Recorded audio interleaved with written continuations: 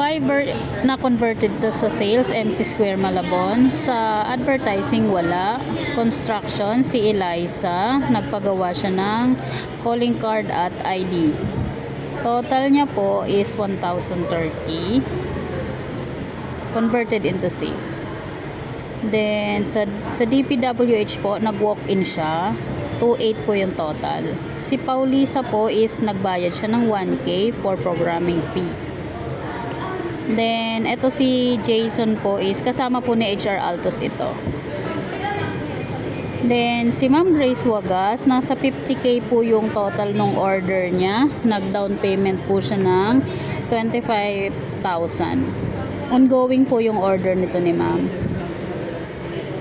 Ito po, more on inquiry yung iba. Then, sa school wala. Sa healthcare po, si Forever Living is nag-order siya. 2,400 yung amount. Embro service. And then, yan si Ma'am Rio. Wala pa. Ito po is inquiry lang din. Patrick is inquiry. Si Gamit Trend po, total of 500. Nag-walk-in din siya.